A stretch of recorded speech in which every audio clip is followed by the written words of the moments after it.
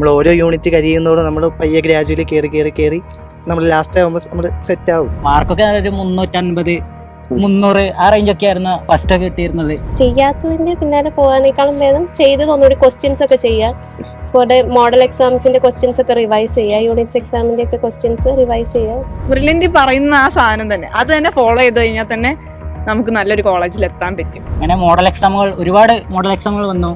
അങ്ങനെ ഏകദേശം അവസാനമായപ്പോൾ എനിക്ക് ശരിക്കും ഒരു 650 ആ ഒരു റേഞ്ചിലൊക്കെ മാർക്ക് വാങ്ങാൻ പറ്റിയിട്ടുണ്ട്. നമ്മൾ വിചാരിക്കുന്നത് എന്താ 1-2 മണിക്കൂർ എക്സ്ട്രാ കിട്ടും, 2 മണി 4 മണി വരെയൊക്കെ ഇരുന്ന് നമ്മൾ ഒരുപാട് എന്തോ പഠിക്കുന്നതാണ്. പക്ഷെ ആ സമയം നമ്മൾ അത്ര എഫക്റ്റീവായിട്ട് യൂസ് ചെയ്യുന്നില്ല. എന്നാൽ നമുക്ക് പിന്നീട് വരാൻ പോകുന്ന ഒരു 2-3 ദിവസം നമ്മൾ വേസ്റ്റ് ചെയ്യുക. വളരെ വിഷമിച്ചാണ് ഞാൻ പോയത്. നാട്ടുകാരൊക്കെ അയ്യോ എന്താ അത് കിട്ടിയില്ലയോ ഒരുപാട് ക്വസ്റ്റ്യൻ ആയിരുന്നു. അന്ന് ബുധനാഴ്ച രാത്രിയിൽ ഞാൻ കരഞ്ഞോണ്ടാണ് കിടന്നത്, ഭർത്താവ് എനിക്ക് എങ്ങനെങ്കിലും ഒന്ന് കിട്ടണേ എന്ന് പറഞ്ഞു. അങ്ങനെ രാവിലെ എഴുന്നേറ്റപ്പം allotted to Idukki medical college എന്ന് പറഞ്ഞത്. ഹായ് ഓൾ, 2025 നീറ്റ് എൻട്രൻസ് എക്സാമിനായിട്ട് ആത്മാർത്ഥമായിട്ട് തയ്യാറെടുത്തുകൊണ്ടിരിക്കുന്ന നിരവധി വിദ്യാർത്ഥികളുണ്ട്.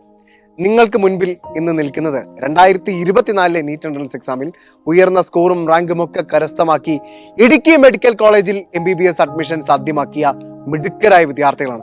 ഇവരെല്ലാവരും വളരെ സന്തോഷത്തോടു കൂടിയിട്ടാണ് ഇവിടെ നിൽക്കുന്നത്. ഇവരുടെ എല്ലാവരുടെയും മുഖത്തെ ചിരി കാണുമ്പോൾ തന്നെ നമുക്കറിയാം ഇന്നത്തെ ഈ സന്തോഷം എന്ന് പറയുന്നത് നിങ്ങൾ ഇപ്പോൾ കടന്നു പോകുന്ന ഒരു സ്റ്റേജിൽ, ഒരു ടെൻഷനൊക്കെ അടിച്ച് കടന്നു പോകുന്ന ഒരു സ്റ്റേജ്, അതേ സ്റ്റേജിലൂടെ കടന്നു പോയി വിജയം നേടിയതിന്റെ സന്തോഷമാണ്. അപ്പൊ തീർച്ചയായിട്ടും നമുക്ക് ആദ്യം ഇടുക്കി മെഡിക്കൽ കോളേജിലെ ഈ മിടുക്കികളെയും മിടുക്കന്മാരെയും ഒന്ന് പരിചയപ്പെടാം. എൻ്റെ പേര് ആദിഷ് KP.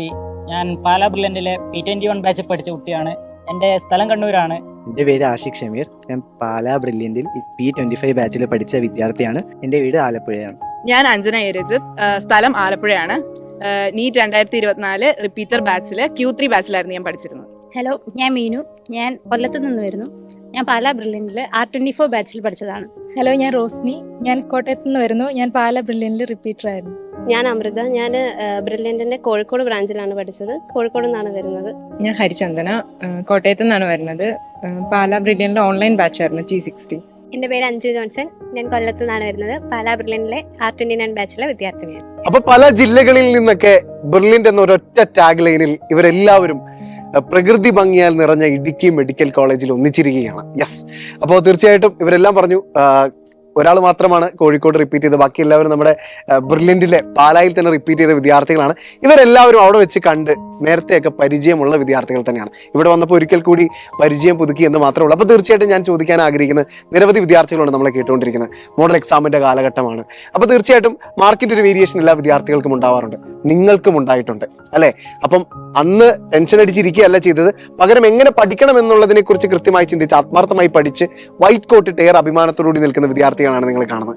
ഒറ്റ ചോദ്യം, മോഡൽ എക്സാമിന് ആദ്യം കിട്ടിയിരുന്ന സ്കോർ എത്രയായിരുന്നു മോനെ? അപ്പോൾ എനിക്ക് ഫസ്റ്റത്തെ മോഡൽ എക്സാമിന് ശരിക്കും പറഞ്ഞാൽ നല്ല ടെൻഷനൊക്കെ ഉണ്ടായിരുന്നു. അതുകൊണ്ട് തന്നെ ഞാൻ പഠിച്ചതൊന്നും അങ്ങനെ വർക്കൗട്ടായി കിട്ടിയില്ല. ഓക്കെ, ഉടനെ മാർക്കൊക്കെ ഒരു 350, 300 ആ റേഞ്ചൊക്കെ ആയിരുന്നു ഫസ്റ്റ് ഒക്കെ കിട്ടിയിരുന്നത്. ഒരു കാര്യം ഉറപ്പിച്ചോ, 300, 350 മാർക്ക് റേഞ്ച് ഇപ്പൊ മോഡൽ എക്സാമിന് മേടിക്കുന്ന കുട്ടികൾക്ക് ഇവന്റെ വാക്കുകൾ കേൾക്കാം. പറഞ്ഞു. പിന്നീട് ഒരുപാട് എക്സാമുകൾ, അതാണ് ശരിക്കും എന്നെ ഹെൽപ്പ് ചെയ്തതും. അങ്ങനെ ഒരുപാട് മോഡൽ എക്സാമുകൾ വന്നു. അങ്ങനെ ഏകദേശം അവസാനമായപ്പോൾ എനിക്ക് ശരിക്കും ഒരു 650 ആ ഒരു റേഞ്ചിലൊക്കെ മാർക്ക് വാങ്ങാൻ പറ്റിയിട്ടുണ്ട്. ഓക്കെ, ഗ്രാജുവലി കയറി വന്നാണ്. ഓരോ പരീക്ഷ കഴിയുമ്പോഴും അതിൽ എന്താണ് തെറ്റിയതെന്ന് കൃത്യമായിട്ട് പഠിച്ചു അല്ലെ? പിന്നെ എന്തൊക്കെ ചെയ്തു? ഇപ്പം ഒരു മോഡൽ എക്സാമിന് പഠിച്ചു. ഇപ്പം എന്താ പറയാ, ഞങ്ങൾക്കിപ്പോ അത് കവർ ചെയ്യാൻ പറ്റിയില്ലെങ്കിൽ നമ്മൾ അടുത്ത മോഡൽ എക്സാം വരുമ്പോൾ അതൊന്നും കൂടി ഞങ്ങൾ പഠിക്കും. അത് ഞങ്ങളുടെ ഒരു സിസ്റ്റം അങ്ങനെയാണ് പോയിക്കൊണ്ടിരുന്നത്. അപ്പോൾ നമുക്ക് കവർ ചെയ്യാൻ പറ്റാത്തതെല്ലാം ഞങ്ങൾ എന്താ ചെയ്യാ, പിന്നീട് റിപ്പീറ്റ് ആയി ഓരോ എക്സാം വരുന്നതിനനുസരിച്ച് നമ്മൾ അതൊന്നും കൂടി കവറപ്പ് ചെയ്ത് വരികയായിരുന്നു. അങ്ങനെയാണ് ശരിക്കും പറയാം എനിക്ക് അങ്ങനെ ഒരു ഹൈ മാർക്ക് അങ്ങനെ ഒരു റേഞ്ചിൽ കിട്ടാനുള്ള കാരണം തന്നെ ബ്രില്യന്റിൽ ഈ നല്ല മോഡൽ എക്സാമുകളായിരുന്നു. ഓക്കെ, ഇപ്പൊ സന്തോഷായില്ലേ?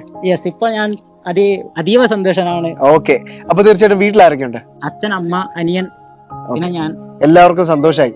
എല്ലാവർക്കും സന്തോഷമാണ്. ഓക്കെ, അപ്പൊ എൻറ്റയർ ഫാമിലിക്ക് സന്തോഷമായിരിക്കുകയാണ്. വൈറ്റ് കോട്ടൊക്കെ ഇട്ട് ഏറെ അഭിമാനപൂർവ്വമാണ് നിൽക്കുന്നത്. അപ്പൊ നമുക്ക് അടുത്ത ആളോട് ചോദിക്കാം. ഇപ്പോ ഈ ടെൻഷൻ എന്ന് പറയുന്നത് ഈ ഒരു സമയത്ത് കുറച്ചധികം കുട്ടികൾക്കുണ്ട്, നിങ്ങൾക്കും ഉണ്ടായിട്ടുണ്ട് അല്ലെ? അപ്പോൾ നേരത്തെ അദ്ദേഹം പറഞ്ഞു ടെൻഷൻ ഉണ്ടായിരുന്നു, പക്ഷെ ടെൻഷനെ എങ്ങനെ ഓവർകം ചെയ്യണം, അത് നിങ്ങളെപ്പോലെ എക്സ്പീരിയൻസ്ഡ് ആയിട്ട് ഇപ്പൊ അഭിമാനത്തോടുകൂടി നിൽക്കുന്നവർക്കല്ലാതെ മറ്റാർക്കും പറയാൻ സാധിക്കില്ല. യെസ്, നീറ്റ് 2024 ടെൻഷൻ ഉണ്ടായിരുന്നു, നീറ്റ് 2025 വൈറ്റ് കോട്ട് ഇട്ട് നിൽക്കുന്നു. ആ ഒരു ടെൻഷനെ അതിജീവിച്ചത് എങ്ങനെയായിരുന്നു പറയാം? ടെൻഷൻ പൊതുവെ എല്ലാവർക്കും ഉണ്ടാവുന്നതാണ്. ചെറിയൊരു ടെൻഷൻ എന്തായാലും വേണം. അധികം ആകാതിരിക്കാനും നമ്മൾ നോക്കണ്ടേ.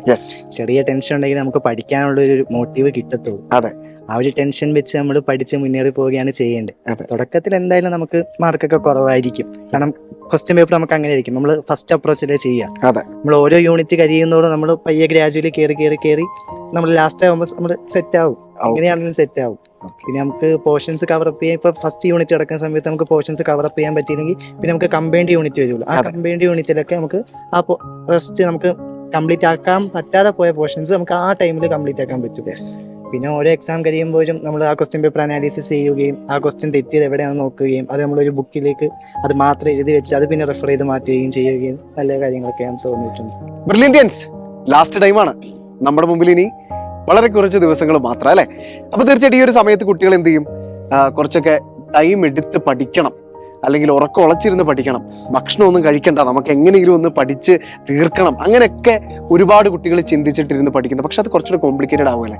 എന്താണ് മോളെ അതിനെക്കുറിച്ച് പറയാനുള്ളത്? ആൻഡ് ഹെൽത്തി ആയിട്ട് എങ്ങനെ പഠിക്കണം മോളെ? ഹെൽത്തി ആയിട്ട് പഠിക്കാൻ വേണ്ടത് ആദ്യം നമുക്ക് അത് ബ്രില്യന്റ് തന്നെ തരുന്നുണ്ട് ഓൾറെഡി. ആവശ്യത്തിനുള്ള എക്സാംസും ആവശ്യത്തിനുള്ള കോമ്പറ്റീഷനും റാങ്ക് ലിസ്റ്റുകളും അതൊക്കെ ആവശ്യത്തിനുള്ളത് നമുക്ക് ബ്രില്യന്റ് തന്നെ തരുന്നുണ്ട്. അപ്പൊ തന്നെ നമുക്ക് പഠിക്കാനുള്ള മോട്ടിവേഷൻ ഉണ്ട്.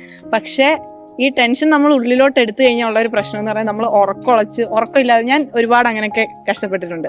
ഉറക്കത്തിൽ നിന്ന് ഞെട്ടി എണീറ്റിരുന്ന് പഠിക്കുക, എന്നിട്ട് ഉറങ്ങാൻ വേണ്ടി കഷ്ടപ്പെടുക, അങ്ങനെയൊക്കെ ഉണ്ടായിട്ടുണ്ട്. പക്ഷെ പിന്നീട് അതിന്റെ ഹെൽത്ത് ഇഷ്യൂസ് കാരണം എനിക്ക് 2-3 ദിവസം പഠിക്കാൻ പറ്റാതൊക്കെ പോയിട്ടുണ്ട്. അതായത് ഇപ്പം ഞാൻ ഉറക്കം ഉളച്ച് ഒരുപാട് സ്ട്രെസ് ചെയ്ത് പഠിച്ചപ്പം എനിക്ക് നല്ലോണം ഇടയ്ക്ക് ലാസ്റ്റ് ഒരു വീക്കിൽ എനിക്ക് നല്ല പനിയായി. അപ്പം എനിക്കൊരു 3-4 ദിവസം വരെയൊക്കെ പഠിക്കാൻ പറ്റിയിട്ടില്ല. അപ്പം നമ്മൾ വിചാരിക്കുന്നത് എന്താ, 1-2 മണിക്കൂർ എക്സ്ട്രാ കിട്ടും, 2 മണി 4 മണി വരെയൊക്കെ ഇരുന്ന് നമ്മൾ ഒരുപാട് എന്തോ പഠിക്കുമെന്നാണ്. പക്ഷെ ആ സമയം നമ്മൾ അത്ര എഫക്റ്റീവായിട്ട് യൂസ് ചെയ്യുന്നില്ല. എന്നാൽ നമുക്ക് പിന്നീട് വരാൻ പോകുന്ന ഒരു 2-3 ദിവസം നമ്മൾ വേസ്റ്റ് ചെയ്യുക. 6 മണിക്കൂർ ഉറക്കം, 5 മണിക്കൂർ, അതൊക്കെ നമ്മൾ മസ്റ്റായിട്ട് കൊണ്ടുപോയേ പറ്റത്തുള്ളൂ. ബ്രില്യന്റ് പറയുന്ന ആ സാധനം തന്നെ അത് തന്നെ ഫോളോ ചെയ്ത് കഴിഞ്ഞാൽ തന്നെ നമുക്ക് നല്ലൊരു കോളേജിൽ എത്താൻ പറ്റും. പ്രകൃതി ഭംഗിയാൽ നിറഞ്ഞ മെഡിക്കൽ കോളേജാണ് ഇടുക്കി മെഡിക്കൽ കോളേജ്. നിങ്ങൾക്ക് കാണാം എന്റെ പിന്നിൽ വലിയ വലിയ മലകൾ, അതുപോലെ വനം, ഇതൊക്കെ ഇതിനോട് ചേർന്ന് നിൽക്കുന്നു. വളരെ എക്കോ ഫ്രണ്ട്ലി ആയിട്ടുള്ള ഒരു ക്യാമ്പസ്. ഒന്ന് ബ്രീത്ത് ചെയ്യുമ്പോൾ പോലും നമുക്കൊക്കെ വളരെ ആശ്വാസം ലഭിക്കുന്ന, വളരെ പ്രകൃതി ഇണങ്ങിച്ചേർന്നിരിക്കുന്ന ഒരു ക്യാമ്പസ്. അതുപോലെ തന്നെയാണ് ഇവിടുത്തെ മക്കളും. അപ്പൊ തീർച്ചയായിട്ടും ഞാൻ ചോദിക്കാൻ ആഗ്രഹിക്കുന്നത്, ഇത്ര നല്ല ക്യാമ്പസിൽ എത്തി നിൽക്കുകയാണ്, വൈറ്റ് കോട്ടൊക്കെ ഇട്ട് വളരെ അഭിമാനമുണ്ട്. മോളുടെ മുഖത്ത് ആ ചിരിയൊക്കെ കാണുമ്പോൾ ഡോക്ടർ മീനു എന്ന് ഇപ്പോഴേ നെഞ്ചോട് ചേർത്ത് പിടിച്ച അഭിമാനത്തോടുകൂടി നിൽക്കുകയാണ്. Doctor Meenu, future doctor Meenu, ഞാൻ ചോദിക്കാൻ ആഗ്രഹിക്കുന്നത്, എങ്ങനെയുണ്ട് ഇടുക്കി മെഡിക്കൽ കോളേജ്? ഇടുക്കി അടിപൊളിയാണ്. ഇടുക്കി അടിപൊളിയാണ്. ഇടുക്കി മെഡിക്കൽ കോളേജും അടിപൊളിയാണ്. നമ്മള് മറ്റ് സിറ്റി കോളേജുകളിലെ വെച്ച് നോക്കുമ്പോൾ ഇവിടെ ഭയങ്കര കാമാണ്. സമാധാനമായിട്ട് നിൽക്കാൻ പറ്റുന്ന ഒരു അന്തരീക്ഷം ഇവിടെ ഉണ്ട്. വൈകുന്നേരങ്ങളിലൊക്കെ ആയാലും ക്ലാസിന്റെ സ്ട്രെസ് ഒക്കെ കഴിഞ്ഞിട്ട് നമുക്ക് ഒന്ന് റിലാക്സ് ചെയ്യാനൊക്കെ നല്ല രസമാണ് ഇവിടെ. മൊത്തത്തിൽ നമ്മുടെ സീനിയേഴ്സ് ആയാലും ഹോസ്റ്റൽസ് ആയാലും ഫ്രണ്ട്സ് ആയാലും എല്ലാം കൊണ്ടും ഇവിടെ അടിപൊളിയാണ്. അപ്പൊ മോള് പറഞ്ഞ പോലെ കിളികളുടെ നാദവും കോടമഞ്ഞും തണുപ്പും ഒക്കെ ഉള്ള ഒരു മനോഹരമായ ഒരു അന്തരീക്ഷമാണ് ഇടുക്കി മെഡിക്കൽ കോളേജിലുള്ളത്. ബ്രില്യന്റിലെ കുട്ടികളൊക്കെ വളരെ ആത്മാർത്ഥമായിട്ട് പഠിച്ചുകൊണ്ടിരിക്കുകയാണ്. അപ്പോ ഇതിന് ഒറ്റ ലക്ഷ്യമുള്ളൂ, നല്ലൊരു MBBS സീറ്റ് കരസ്ഥമാക്കുക. അപ്പൊ ഒരു MBBS സീറ്റ് കരസ്ഥമാക്കി കഴിഞ്ഞിട്ടുള്ള ഒരു ലൈഫിനെ കുറിച്ച് അറിയാൻ എല്ലാവർക്കും ഒരു ആഗ്രഹം ഉണ്ടായിരിക്കും. അപ്പൊ മോളെ, NEET aspirant to an MBBS student, എന്താ പറയാ? നീറ്റില് നമുക്ക് ടെൻഷനാണ്, ഇനി അടുത്ത എന്താവും. ഇവിടെ എത്തിക്കഴിഞ്ഞ് മീൻസ് കുറച്ചും കൂടെ ടൈം ഉണ്ട്. അവിടത്തെ പോലെ ടൈം അത്ര കുറവല്ല. ഇവിടെ കുറച്ചും കൂടെ ഇനി ഒരു കാര്യങ്ങൾ ചെയ്യാൻ ടൈമുണ്ട്. പിന്നെ അവിടെ ഇരുന്ന് നീറ്റിന് ഈ MBBSന് വേണ്ടി കരയുന്നതിനേക്കാളും എത്രയോ നല്ലതാണ് MBBSന് കയറി കഴിഞ്ഞാൽ കുറച്ച് കഷ്ടപ്പാടാണെങ്കിലും മുന്നോട്ട് കൊണ്ടുപോകാന്നുള്ളത്. നമുക്ക് ഇത് ഇപ്പോഴത്തെ കഷ്ടപ്പാട് കുറച്ച് നാൾ കഴിയുമ്പോൾ നമുക്ക് ഓർത്തെടുക്കുമ്പം അന്ന് അത്രയും കഷ്ടപ്പെട്ടുകൊണ്ടാണല്ലോ നമ്മൾ ഇത്ര നല്ല പൊസിഷനിൽ നിൽക്കുന്നതെന്നൊക്കെ ഉള്ള ചിന്ത ചെയ്യും. അപ്പൊ വൈറ്റ് കോട്ട് ഒക്കെ ഇട്ട് നിൽക്കുകയാണ്. ഇപ്പൊ തീർച്ചയായിട്ടും ഈ വീഡിയോ മോളുടെ വീട്ടിലൊക്കെ ഇരുന്ന് എല്ലാവരും കാണുന്നുണ്ടായിരിക്കും. അപ്പൊ പേരൻസ് ഒക്കെ എന്ത് പറഞ്ഞു? വൈറ്റ് കോട്ട് ഒക്കെ ഇട്ടി മോളുടെ സ്വപ്നത്തിലേക്ക് എടുക്കുമ്പോൾ എല്ലാവരും ഹാപ്പിയാണോ? അതെ, അമ്മയ്ക്ക് ഭയങ്കര സന്തോഷമായിരുന്നു. ഇത് വൈറ്റ് കോട്ട് ഒക്കെ ഇട്ട് ഫോട്ടോ ഒക്കെ അയച്ച് ഞങ്ങള് പ്ലഡ്ജിന്റെ ഇതൊക്കെ ഫോട്ടോ, വൈറ്റ് കോട്ട് സെറമണിന്റെ പ്ലഡ്ജിന്റെ ഫോട്ടോ ഒക്കെ അയച്ച് ഭയങ്കര ഹാപ്പി ആയിരുന്നു. ഓക്കെ മോളെ, ഞാൻ ചോദിക്കാൻ ആഗ്രഹിക്കുന്ന, മോളെ പോലെ തന്നെ ഹാപ്പി ആവാൻ ആഗ്രഹിക്കുന്ന, മോളുടെ പേരൻസിനെ പോലെ തന്നെ ഹാപ്പി ആവാൻ ആഗ്രഹിക്കുന്ന ഒരുപാട് മാതാപിതാക്കളുണ്ട്. നിങ്ങളൊക്കെ നിൽക്കുന്ന പോലെ ഏതെങ്കിലും ഒരു മെഡിക്കൽ കോളേജിൽ വൈറ്റ് കോട്ടൊക്കെ ഇട്ട് നിൽക്കാൻ ആഗ്രഹിക്കുന്ന ഒരുപാട് വിദ്യാർത്ഥികളുണ്ട്. അപ്പൊ തീർച്ചയായിട്ടും അവർ ഈ ഒരു സമയത്ത് ഇപ്പൊ റിവിഷനിലൂടെ ഒക്കെ കടന്നു പോകുന്ന സമയമാണ്, സബ്ജക്ട് വൈസ് ഒക്കെ. അപ്പൊ നമ്മൾ എങ്ങനെയായിരിക്കണം ഇനിയുള്ള സമയം റിവൈസ് ചെയ്യേണ്ടതെന്നൊക്കെ മോൾക്ക് ഒരു സജഷൻ പറയാനാണ് എന്തായിരിക്കും? ഷോർട്ട് നോട്ട്സ് ഒക്കെ ഫുള്ള് ഇരുന്ന് ചാപ്റ്റർ റിവൈസ് ചെയ്യുന്ന, പഠിച്ചത് പിന്നെ ഒന്നുകൂടി റിവൈസ് ചെയ്ത് അതിനെ മോഡിഫൈ ചെയ്യാൻ നോക്കുക. ഇനി ചെയ്യാത്തതിന്റെ പിന്നാലെ പോകാനേക്കാളും ഭേദം ചെയ്തത് ഒന്നുകൂടി ക്വസ്റ്റ്യൻസ് ഒക്കെ ചെയ്യാം. കുറെ മോഡൽ എക്സാംസിന്റെ ക്വസ്റ്റ്യൻസ് ഒക്കെ റിവൈസ് ചെയ്യുക, യൂണിറ്റ്സ് എക്സാമിന്റെ ഒക്കെ ക്വസ്റ്റ്യൻസ് റിവൈസ് ചെയ്യുക. അപ്പൊ ഫ്യൂച്ചർ ഡോക്ടർ ഹരിനന്ദന നന്നായിട്ട് ചിരിച്ചിരിക്കുകയാണ്. ഒരു കാര്യം ചോദിച്ചോട്ടെ മോളെ, എല്ലാവർക്കും കോമൺ ആയിട്ടൊരു സംശയം ഉണ്ടാവും. നിങ്ങൾക്ക് എല്ലാവർക്കും കോമൺ ആയിട്ടുണ്ടായിരുന്ന ഒരു സംശയം എടുക്കുവാണെങ്കിൽ എന്തായിരിക്കും? മോൾക്കൊക്കെ ഒരുപാട് ഫ്രണ്ട്സ് ഇല്ലായിരുന്നു ബ്രില്യന്റിൽ, എല്ലാവരും പറയുന്ന ഒരു കാര്യം എന്തായിരുന്നു? കിട്ടിയില്ലെങ്കിൽ എന്താ, അല്ലെങ്കിൽ ഇനി എന്താ ചെയ്യണ്ട, അതാണ് ഒരു എല്ലാവർക്കും ഉള്ള ഒരു ടെൻഷൻ തന്നെയാണത്. ഓക്കെ, നമ്മൾ എന്ത് ചെയ്യും, എല്ലാവരും നാട്ടുകാരൊക്കെ എന്ത് പറയും, അതൊക്കെ ഭയങ്കര ഒരു ടെൻഷനാണ്. നമ്മൾ ഇതിനു വേണ്ടി അറ്റംപ്റ്റ് ചെയ്യുമ്പോൾ എല്ലാവരും ഇത് നോക്കിയിരിക്കുമായിരിക്കും. അതൊരു ഭയങ്കര ടെൻഷനാണ്. പക്ഷെ എന്റെ കേസിൽ പിന്നെ വീട്ടുകാർ ആ കേസിൽ സപ്പോർട്ട് ചെയ്യുമായിരുന്നു. അവർ പറയും കിട്ടിയില്ലെങ്കിലും കുഴപ്പമില്ല, നമ്മൾ ഇതില്ലെങ്കിൽ വേറെ പോകും, ഇതിനു വേണ്ടി അങ്ങനെ ഒന്നും വിചാരിക്കരുത്. മാക്സിമം നമ്മൾ നമ്മുടെ അറ്റംപ്റ്റ് കൊടുക്കുക, ശ്രമിക്കുക. കിട്ടിയ സന്തോഷം, നമ്മളിത് ആഗ്രഹിച്ചു, അതുകൊണ്ട് നമുക്ക് കിട്ടിയ സന്തോഷം. അല്ലാണ്ട് ഇതിനു വേണ്ടി അങ്ങനെ കിടന്ന് ടെൻഷൻ ആവേണ്ട ആവശ്യമൊന്നുമില്ല. ഇതെല്ലാം അവസാനം, ഇനി കിട്ടിയില്ലെങ്കിൽ എന്താ, നമ്മൾ വേണമെങ്കിൽ ഒന്നുകൂടെ ട്രൈ ചെയ്യും, അങ്ങനെയൊക്കെ പറഞ്ഞ ലൈക്ക് നല്ല സപ്പോർട്ടായിട്ട് അവർ നിൽക്കുമായിരുന്നു. അവസാനം കിട്ടിയപ്പോ എന്ത് പറഞ്ഞു പേരൻസ്? ഭയങ്കര സന്തോഷമായിരുന്നു. എല്ലാവരും അമ്മയ്ക്ക് കരയായിരുന്നു സത്യം പറഞ്ഞ, അത്ര സന്തോഷമായിരുന്നു എല്ലാവർക്കും. നാട്ടിലൊക്കെ പറഞ്ഞു, നല്ല സെലിബ്രേഷൻ ആയിരുന്നു. ഇവിടെ നിൽക്കുന്ന ഓരോ വിദ്യാർത്ഥികളും ചിരിച്ച് സന്തോഷപൂർവ്വം ഇപ്പോൾ ഈ വൈറ്റ് കോട്ടൊക്കെ ഇട്ട് ഇടുക്കി മെഡിക്കൽ കോളേജിൽ നിൽക്കുന്നുണ്ടെങ്കിൽ അതിന് പിന്നിൽ ഒരൊറ്റ പേരേ ഉള്ളൂ, ബ്രില്യന്റ് സ്റ്റഡി സെന്റർ. മോളെ വിജയത്തിലേക്ക് എത്തിച്ചതിൽ ഏറ്റവും കൂടുതൽ പങ്ക് പറയുകയാണെങ്കിൽ മോൾ എന്ത് പറയും? ആർക്കാണ് ഇവിടെ എത്താൻ വലിയൊരു റോള് വഹിച്ചത് ബ്രില്യന്റ് തന്നെയാണ്.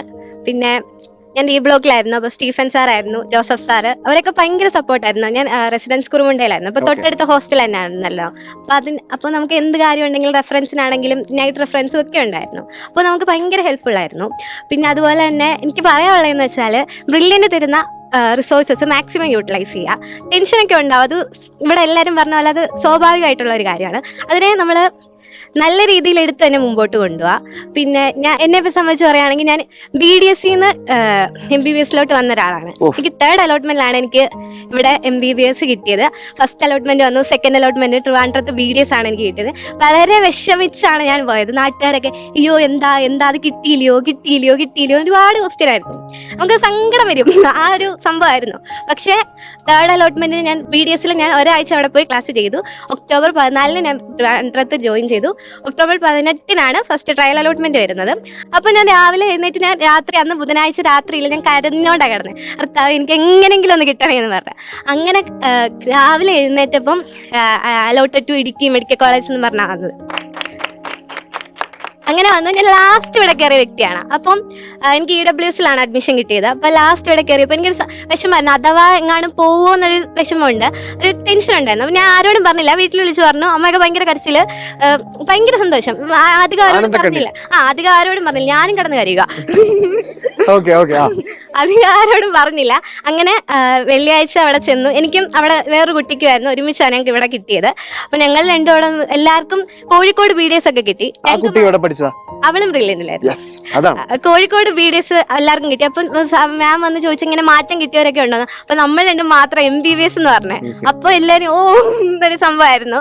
അത് കഴിഞ്ഞിട്ട് BDS കുഴപ്പമൊന്നുമില്ലെന്നല്ല ഞാൻ പറഞ്ഞു, നമ്മൾ ആഗ്രഹിച്ചത് MBBS ആണല്ലോ, അതിന്റെ ഒരു ഇത്. അങ്ങനെ ട്രയൽ വന്നു, പിറ്റേന്ന് പ്രൊഫഷണൽ വന്നപ്പം അത് തന്നെ allotted to Idukki medical college. പിന്നെ പെട്ടിയും ഒക്കെ കെട്ടി ഇങ്ങനെ പോരുന്നു. അപ്പൊ എനിക്ക് പറയാനുള്ളതെന്ന് വെച്ചാൽ നമ്മൾ മാക്സിമം കൊടുക്കുക. എന്റെ റിസൾട്ടിനെ പറ്റി ചിന്തിക്കരുത്. ഞാൻ എന്റെ തിരിഞ്ഞു നോക്കുമ്പോൾ എനിക്കൊരു ഞാൻ ഇന്ന കാര്യത്തിൽ എന്റെ ഒരു ഫോൾട്ട് കൊണ്ടാണ് എനിക്ക് കിട്ടാനേന്നൊരു സംഭവം ഇല്ലായിരുന്നു. അങ്ങനെ നമ്മൾ ഫുൾ സാറ്റിസ്ഫാക്ഷൻ ആയിരിക്കും നമ്മൾ ചെയ്യുന്നത്. ഞാൻ അല്ലെങ്കിൽ ഇങ്ങനെ ചെയ്തായിരുന്നെങ്കിൽ എന്ന് പറഞ്ഞാൽ അങ്ങ് ഭയങ്കര ഉറക്കമുളച്ച് പഠിക്കണമെന്നല്ല പറയുന്നത്. കിട്ടുന്ന സമയം മാക്സിമം യൂട്ടിലൈസ് ചെയ്ത് തന്നെ പഠിക്കുക. നമുക്ക് റിസൾട്ട് കിട്ടുക, അതിനെപ്പറ്റി ഇപ്പോഴേ മാർക്കോ കാര്യങ്ങളോ എനിക്ക് അങ്ങനെ വലിയ മാർക്കൊന്നും ഉണ്ടായിരുന്നില്ല. ലാസ്റ്റ് ഒക്കെ ആയപ്പോഴത്തേക്ക് മാർക്കൊക്കെ കുറഞ്ഞു വന്നു, 580 ആയിപ്പോയി. അപ്പോഴത്തേക്ക് ടെൻഷൻ ആയിരുന്നു. എങ്കിലും കിട്ടും എന്നൊരു ആത്മവിശ്വാസം ഉണ്ടായിരുന്നു. അങ്ങനെ തന്നെ മുന്നോട്ട് പോയി. അങ്ങനെ നീറ്റിന് 650 അടുപ്പിച്ച് മാർക്ക് ഉണ്ടായിരുന്നു. അപ്പം സന്തോഷമായിരുന്നു ആ സമയത്ത്. പിന്നാണല്ലോ ഭയങ്കര സംഭവങ്ങളൊക്കെ നടന്നത്. അപ്പൊ നമ്മള് അന്നേരം മെഡിക്കൽ കോളേജ് MBBS കിട്ടുമെന്ന് വിചാരിച്ചിരുന്നത് ഞാനാണ്. അപ്പൊ BDS ആയിപ്പോയി. അപ്പൊ ഭയങ്കര സങ്കടമായിരുന്നു. എങ്കിലും അവസാനം വരെ ശിവൻ സാറിനെയൊക്കെ വിളിച്ച സാർ പറഞ്ഞു എന്തായാലും ഉറപ്പായിട്ട് കിട്ടുമെന്നൊക്കെ പറഞ്ഞു. ആ ഒരു കോൺഫിഡൻസിലൊക്കെ നമ്മൾ മുന്നോട്ട് പോയി. ഇല്ല, കിട്ടിയില്ല. അപ്പോ നമ്മുടെ പൗലോ കൊയ്ലോ പറഞ്ഞു വെക്കുന്ന ഒരു കാര്യമുണ്ട്, നമ്മൾ ആത്മാർത്ഥമായിട്ട് ആഗ്രഹിച്ചാൽ നമ്മുടെ സ്വപ്നം നേടിത്തരാൻ പ്രകൃതി നമ്മോടൊപ്പം നിൽക്കും. പ്രകൃതിയാൽ വളരെ സുന്ദരമായ ഒരു സ്ഥലത്താണ് നമ്മൾ നിൽക്കുന്നത്. ഇടുക്കി മെഡിക്കൽ കോളേജിലാണ് നിൽക്കുന്നത്. പ്രകൃതി ഇവരുടെ ഒക്കെ ഒപ്പം ചേർന്ന് നിന്നുകൊണ്ടായിരിക്കാം പ്രകൃതി ഏറ്റവും സുന്ദരമായി നിൽക്കുന്ന ഇടുക്കി മെഡിക്കൽ കോളേജിലേക്ക് തന്നെ ഈ മിടുക്കികൾക്കും മിടുക്കന്മാർക്കും എത്തിച്ചേരാൻ സാധിച്ചത്. അപ്പോൾ നിങ്ങൾ എല്ലാവരും കേട്ടല്ലോ, ഇനിയുള്ളൊരു ദിവസം നമ്മൾ എങ്ങനെ ആയിരിക്കണം തയ്യാറെടുക്കേണ്ടത്, എങ്ങനെ ആയിരിക്കണം ഇവരെ പോലെ ഇവിടെ വന്ന് നിൽക്കേണ്ടത് എന്നൊക്കെ ഇവർ നമുക്ക് പറഞ്ഞു തന്നിട്ടുണ്ട്. അപ്പോൾ എല്ലാവർക്കും എല്ലാവിധ ആശംസകളും നേരുന്നു. ഒപ്പം നമുക്ക് എല്ലാവർക്കും ഒരു ആശംസ നേരാം 2025 നീറ്റ് എഴുതാൻ പോകുന്ന വിദ്യാർത്ഥികൾക്കായി. All the best. Brilliant Study Center, India's #1 coaching center for NEET and JEE.